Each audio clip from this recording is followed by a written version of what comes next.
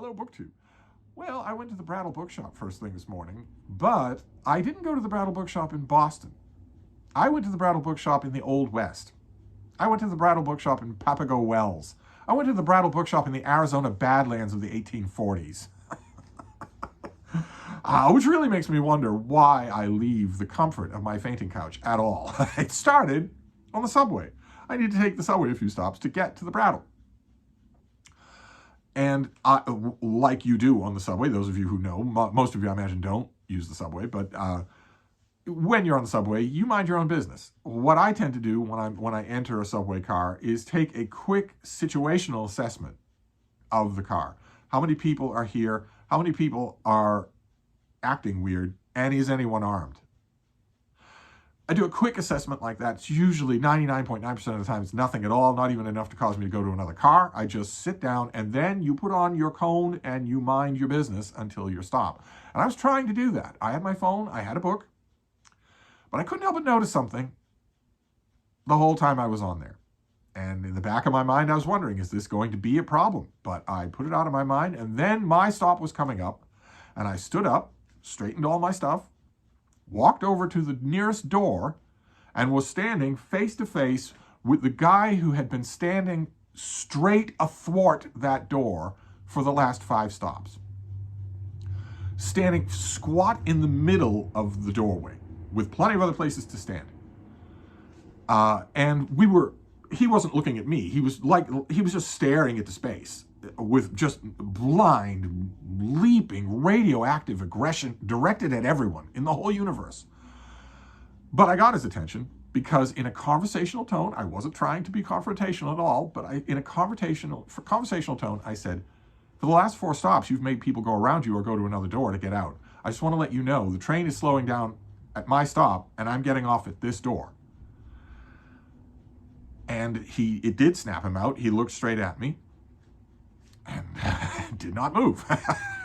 So that was gunfight at the OK Corral #1. Then I had errands to do. I like to do errands in the area before I go to the Brattle because I save the Brattle for fun, as a reward. Although the errands are pretty fun too. Like, for instance, mailing books out to people, mailing books out to you. I love mailing books out to people. So I went to the post office. There's a little hole-in-the-wall post office right in that area. It's on the edge of Boston's old Chinatown. And a lot of the older citizens of Chinatown are grateful for it because there's almost always somebody there who can understand Chinese, who can answer their questions.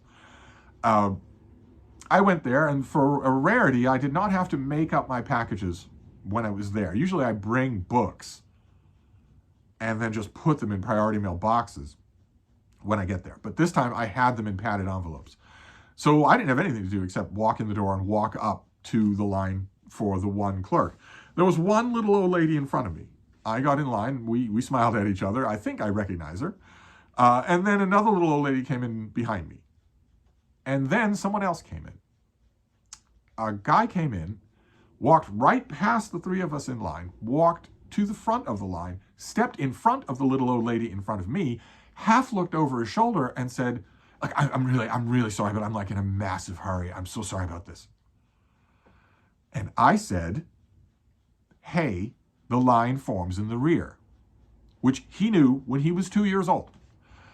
He looked halfway over his shoulder again, didn't look at me. Oh, he knew bloody well it wasn't either one of those little old ladies that said that to him. He didn't look at me. Instead, he half looked over his shoulder again and said, I know, I'm so sorry. It's just, I'm in such a hurry. And I paused for a second and I changed my tone of voice and I might have added in some adjectives that I'm not going to say on this channel. And I said, hey, the line forms in the rear. If I have to tell you that again, I'm not going to use words to do it. This was seconds after leaving my house. I'd already had 2 gunfight at the OK Corral moments. Eventually, I went to the Brattle. Now, the Brattle is a used bookstore. They have a great shop with a great staff. They also have a sale lot outdoors. $1, $3, and $5 books. Just profusion. Carts on wheels. Just wonderful. And I find it very restorative. I really needed it to be restorative by this point. I find it very restorative to go and just commune with the books. I've known these books, most of them, for a long, long time. I have a long history with them. Every one of them almost makes me smile or think about something, even if I don't want it. So I was deep in the lot. I was all the way at the back of the lot, examining the books, just communing with the books, when I heard a voice behind me in the distance say, "Sir, sir, sir, sir, sir," I knew perfectly well what it was. It was someone panhandling for money. And they were getting closer and closer, which means they were targeting me. They weren't just asking other people. It was directed at me. I didn't respond because I want to give people like that the opportunity to salvage their dignity. If I'm not responding, it means I don't want to talk to you, right? If I'm not responding to you, it means I don't want you to talk to me. It didn't work. And I was standing there at the cart when suddenly there's this guy standing right next to me, saying, "Sir, sir." And I turned to him and I said, "What the hell is wrong with you? What the hell is wrong with you?" And it was a completely blank face. He was not on this plane of reality. So he just kept saying, "Sir." And I said, "You've said 'sir' 31 times in the last 9 seconds. That means you have said it faster than I could have responded even if I wanted to. What the hell is wrong with you?" And he said, I'm just wondering, sir, if you could maybe spare $2. I didn't point out that he had hot food digesting in his small intestine, that his whole body reeked of tobacco, which is an extremely expensive drug habit. I didn't mention any of that. Instead, I said, "You said 'sir' 31 times in 9 seconds, and you passed 9 people to get to me. You weaved your way through other people to get to me. I don't have anything to give you." And then I pointedly looked back at the cart. I looked away from him. That is the equivalent of, "You are dismissed. You made clear why you were importing on me, and now it's over." And he didn't do anything. He just stood there. I'd already looked to see if he was armed, and he wasn't. But crazy is almost as bad as armed. He just stood there, staring at me. I think because I had reprimanded him. Rather than try to invite any other kind of awkwardness, I just took a big step to my right, to the next cart over, to make it clear to him that I'm done with you, I'm browsing the books. And when I did that, he took a giant step too, to maintain the same very small distance between the two of us. And I stopped and I looked at him and I said, "If you're not gone by the time I count to 5, your actions are going to lead me to believe, under the laws of the Commonwealth of Massachusetts, that I need to defend myself with physical force. In 5 seconds, I am going to make that decision. And once I do, it's made, and I'm going to act. I will now start counting." I got to 3 before he shambled off. And all of this was before I had picked up a single book to buy. So I had to go through the Old West 3 different times. And I was expecting by this point that it was just going to get worse and worse. I was expecting that maybe my old friends at the Brattle were going to start copying me attitude, but no, they were wonderful. And there was nothing else. There was nothing else. I was expecting that the mailman would give me chin music when I got back here. No, I thought Frida would be fractious, but no, I had it all out of my system at once. Boy, oh boy, though. For somebody who's always just hovering on the edge of being a social hermit, this was not the encouragement I needed.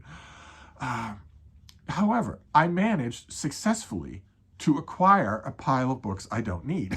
Now I want to share them with you. Now that you know that I had to go through numerous clashes with the Washburn gang in order to get back here. So I've got a bunch of books I want to show you. I just had to throat clear first about how horrible it was, how horrible rude people are. Rude people are very horrible. And you know, part of it might be just a little bit of anxiety, because I wonder when the day is coming. The day surely cannot be far off, when I won't be able to do what I did today 3 different times. I won't be able to do it. My whole life, I have been very happy with providing unbelievably rude people with a bright, shining line. It's not some gray, wobbly threat that maybe my family solicitor will contact you in 6 months. It's a bright, shining line. You do this anymore, and I'm going to lay my hands on you. I'm going to give you direct punishment for what you're doing. I've found that to work wonders in the world of incredibly rude people. They do something incredibly rude, and they are expecting you to cave. They are counting on the fact that the other people they meet in the day are either not rude, or they're the equivalent of those little old Chinese ladies. That one way or the other, they'll get what they want. That bright, shining lie stops them dead in their tracks. Almost every time. It stops them dead in their tracks. And that bright shining light, you can't do that if a slight breeze will knock you over, right? So I'm wondering, it's not far off until... Anyway, now that that's out of my system, let me show you all the goodies that I got. So let's see here. How will we start? Let's start with historical fiction. The first historical fiction, this is a lovely mass market paperback. That's the only reason I got it. I have the ebook. But for a while there, at the beginning of this year, there was Mark Richardson was part of a read-along of the Sackett novels of Louis L'Amour. And I read a lot of them, sort of paralleling that read-along.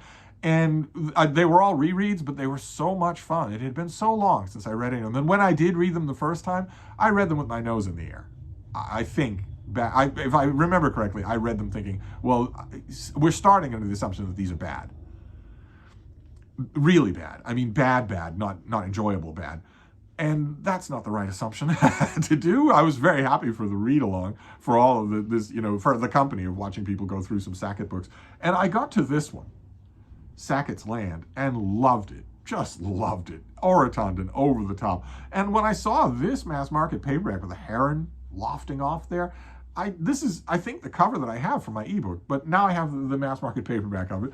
And another historical novel is a response to a comment that I made in a video probably a month ago that has not stopped people emailing me. I keep getting emails about it, either agreeing with me or questioning and maybe suggesting things. Gotta say, especially after the morning that I had, I gotta say how much I love this community, how much I absolutely do. In some weird way, we mostly get each other. I could easily picture in some different environment, in other words, including literary environments that I am currently a part of and also that I have been a part of in the past, I could easily picture that those suggestions would be done with wizarding condescension. And that's none of that. There's none of that at all. Instead, most of you email in the tone of, you made this comment, and I'm wondering if you remember this book. Most of you are assuming that I have read the thing you're suggesting, which is great, because I almost certainly have. But the comment that I made was that, in my opinion, the American Revolution really hadn't received a great work of historical fiction. That really hadn't been done. And a number of you emailed me and said you agree, that you've been reading tons and tons of stuff, including lots of indie stuff that I'd never heard of, and then all of it ends up being bad in one way or another. And a lot else of you said, what about this and that and the other? And some of those suggestions were very, very welcome. Some of these books I had plain forgotten. And I found one of them today. One of them that was mentioned quite a lot. I don't think any book got mentioned more than Drums Along the Mohawk, but one book got mentioned a lot, and it's this, The Unvanquished by Howard Fast, the author of Spartacus, with this lovely paperback cover that I don't think I've ever seen. I don't think I've ever seen this with such a beautiful cover. The Unvanquished by Howard Fast, being distinguished from the bad American novel called The Unvanquished, which is by William Faulkner.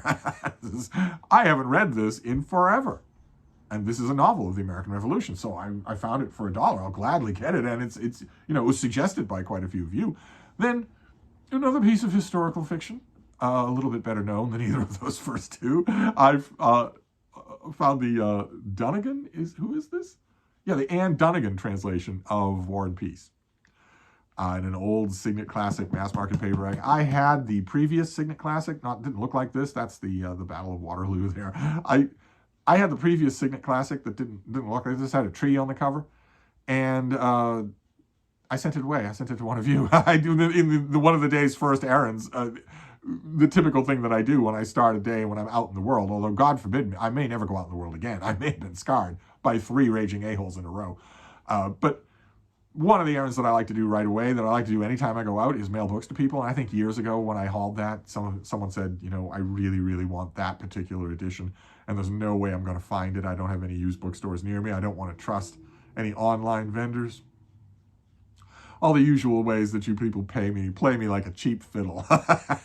You've learned all the ways to do it. The only thing I love about it, the thing that makes me smile, is but we both know it. We both know it. Although, some of you probably do live in used book deserts, and I don't blame you for not wanting to go on eBay. I don't blame you for not wanting to buy a used book online where the seller is lying to you, where you just know that ahead of time, and you're just taking your chances that you're not throwing your money out the window. I understand. I understand it is perfectly natural, and it's actually my pleasure. But that previous Signet translation, I'm thinking it was a Signet translation, not a Mentor, but I don't think it was Anne Dunnigan.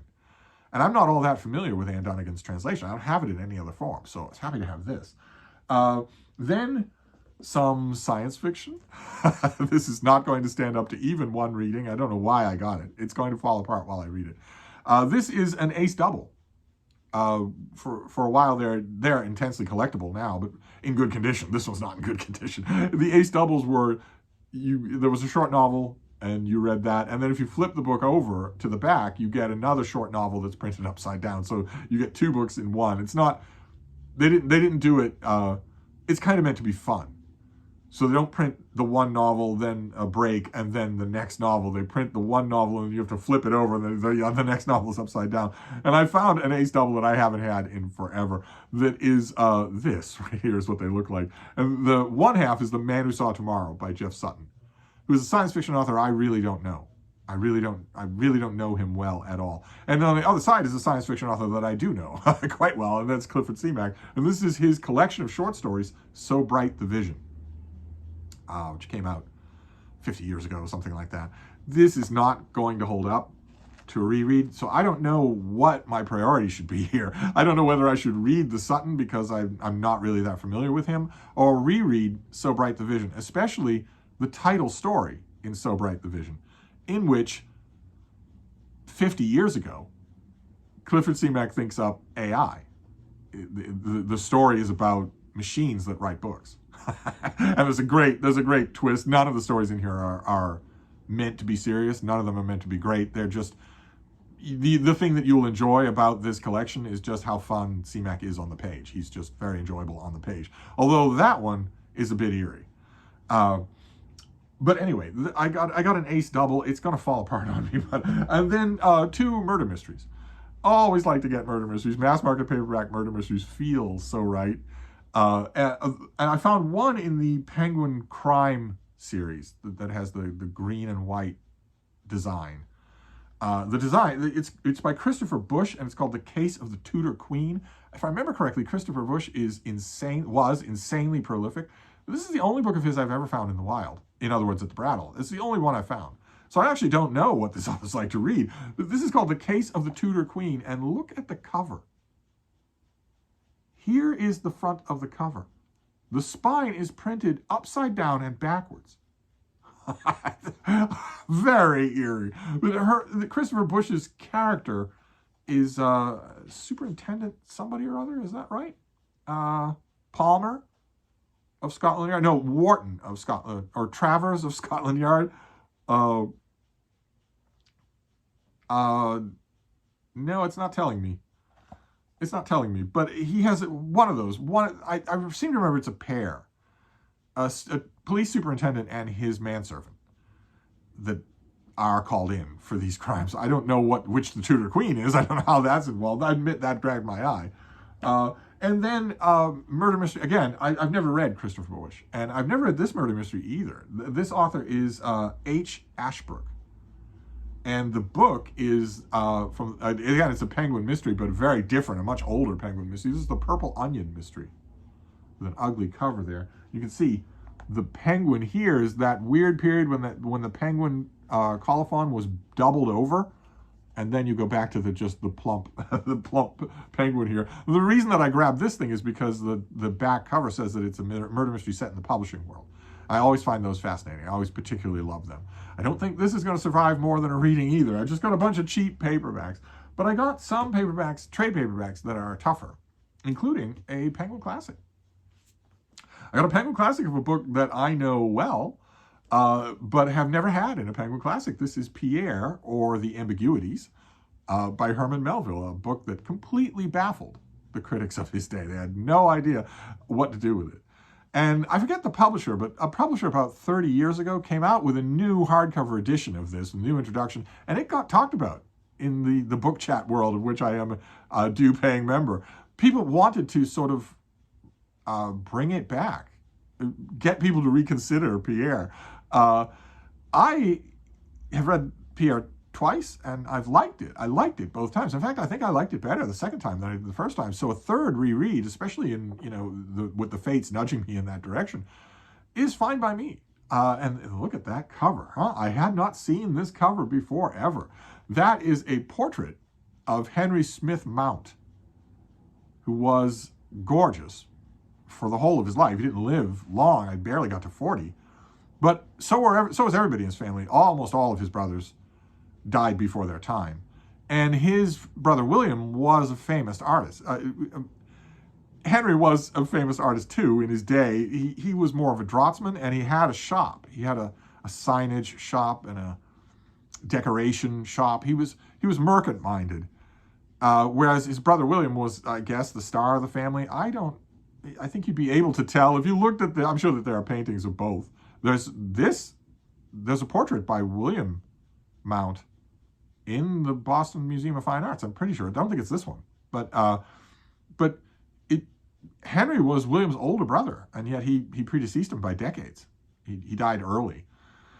And the whole family was beautiful. You wouldn't be able to, I don't know if there might be a photograph of William Mount out there online. I don't really know. If there's a photograph, it'll be him as an older man. It'll give you no idea of how pretty he was when he was a boy. He wasn't as pretty as his brother, but he was pretty darn pretty. So not that I bought it for the cover, mind you. I bought it because it's neat that every time I go to the Brattle now, I'm finding a Penguin Classic. And this next one's also a Penguin, not a Penguin Classic, but something that I read when it came out, which was when? The late 80s, I want to say. 1992. I read this when it first came out, and I thought, oh, how the mighty are fallen. I didn't know what to make of it at all. I thought it was a waste of my time. I now know, before I even cracked this open, I know that was a mistake. This is Wallace Stegner, who's usually not a waste of anybody's time. And this is a collection of nonfiction of his called Where the Bluebird Sings to the Lemonade Springs. I want to stress once again to all of you, and also to the shade of Wallace Stegner, that my services to come up with a title for your book are free and available 24 hours a day. You do not ever need to call a book Where the Bluebird Sings to the Lemonade Springs. You don't ever need to do that. That never needs to happen. Well, this is occasional prose for the Atlantic or Southwest Magazine or whatever, all gathered together. Occasional prose mostly about the West, although if I remember correctly from that horribly misguided first reading, there's also a lot of stuff in here about Western authors. So definitely the sort of thing that I will read better now than I did the first time. And then one more trade paperback here. A little bit of an oddity here. I couldn't pass it up. I don't think I've ever read this. I remember these being in stores, including the late lamented Glad Day Bookshop in Boston. But I don't think I ever read them. This is by George Baxt. I believe this is his debut novel. This is A Queer Kind of Death. It is a Pharaoh Love murder mystery. Pharaoh Love is the name of the detective. He showed up in a few of these. What is this called? Allison Classics Library. They all have this look to them. This deeply inset cover picture. I must have seen a shelf of these at Glad Day. I must have. But I think I resisted them. This is a gay murder mystery. You gotta have something for the gays. New York detective Pharaoh Love must answer these questions. Was the death of the actor/model/hustler, just say actor, it's understood, Ben, found snuggled up to a transistor radio in his bathtub, an accident or murder? And if it was a murder, who did it? Was it Seth, a writer who was living with Ben most recently before his death and who was, in fact, with Ben just minutes before he was electrocuted? Or maybe Veronica, Seth's estranged wife, who might have held a grudge against the man who took her husband away from her. What about Ella Hurst, Jameson Hurst, Adam Littlestrom, or Ben's sister Ada? When Seth decides his next book will be about Ben, everyone formerly involved with the dead man is suddenly very interested in Seth's every move, especially the killer. I'm not holding out much hope for this, but it was another murder mystery. I ended up getting 3 murder mysteries. Then we have the hardcovers.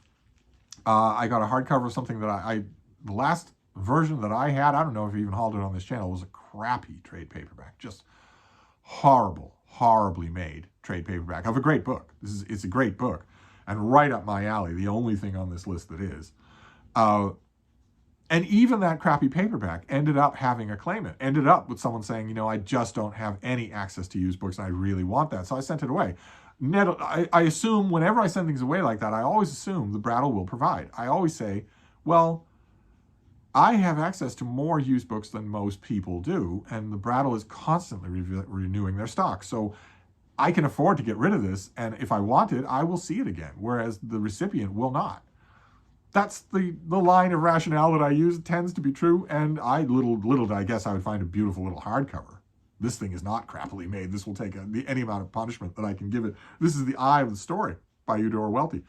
A big collection of all of her deadline prose, occasional prose, or prefaces and reviews and essays and whatnot. Just, of course, you all know that I hold her in very high esteem as a writer of fiction. But all writers of fiction, if they ever get into this line of work, no matter how famous they get, they keep doing it. And oftentimes, in Eudora Welty's case, definitely, they get better at it as they go along, even though the money's not riding on it anymore. I don't like not having a copy of this book. Now I have a hardcover. I don't think I've ever had it as a hardcover before. Then I found a lovely hardcover of a book that, again, I hauled on this channel years ago. One of you saw it, really wanted it, remembered it from your childhood, and I sent it off. So I found it again. This is exactly why I say the Brattle will provide. This is exactly why I have a one-man mailing service here, because of this, because I know I'm going to see it again, and you don't. And this is Van Wyck Brooks. This is his book in the times of Melville and Whitman. He did a series of these books of the Flowering of New England Indian Summer, A World of Washington Irving. He did a series of these books that are rambling, ranging, unbelievably erudite, wonderfully readable, literary surveys of the land. Difficult to describe. No one is currently doing anything like this. Actually, even when he was doing this in the mid-20th century, no one was doing anything like it. It could be that it's the perfect example of the right subject, the right man at the right time. But I love them. Absolutely love them. I noticed very significantly when I didn't have a copy of this. Now I do. So it and the Eudora Welty, I have copies of both of them now, which is great. Then I found a copy of Anna Karenina in the Constance Garnett translation, in a nice big hardcover. And some of you who are obsessively watching my videos are going to remember its companion piece. Here, let me show you. I have all my props ready.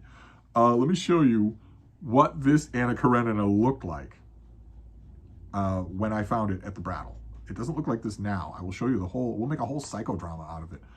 This is what it looked like. That's the cover of Anna Karenina with Gandalf. And they made sure to have a wart, a big wart there on the cover. So this ugly, horrible, horrible, ugly cover is the cover of Anna Karenina. And some of you may remember that I found that same copy, that same version of the Constance Garnett translation of War and Peace. I even joked at the time that Gandalf was my favorite character in War and Peace. That volume is this one. And I changed it. I put a new cover on the front and a new cover on the spine. Found the right, or roughly right, subject matter and time period and made it into a different book. And I did the same thing with Anna Karenina. I could not stand to look at Gandalf for 1 second, so I did the same thing.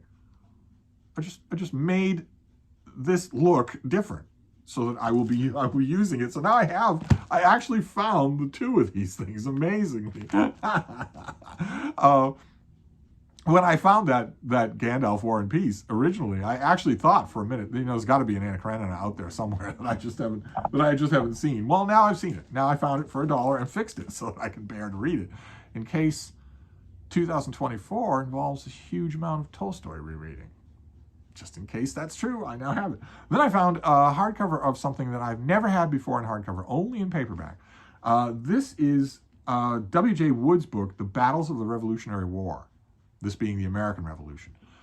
I've only ever had this as trade paperbacks. I've had it many times as trade paperbacks, and the reason I've had it many times as a trade paperback is because the trade paperback always fell apart. It wasn't well made. Hardcover is far more durable, so that is fantastic. This will be it will go on the American Revolution shelf, where I have always had the trade paperback during the times when I have had it, when it wasn't falling apart on me. This thing I will be able to consult no matter what. no matter what revolutionary battle comes up. Also, it's fairly readable on its own. And then the last thing, we're almost done here. The last thing is a perfect example of the Brattle giving me a second chance. Brattle often does that, where, because I'm not the only book critic and book reviewer, editor and whatnot, who cycles books through the Brattle. I'm not the only one who does that. So new books, review copies, finished copies, they show up all the time at the shop. And I go through those, as you know. I get lots of books in the mail.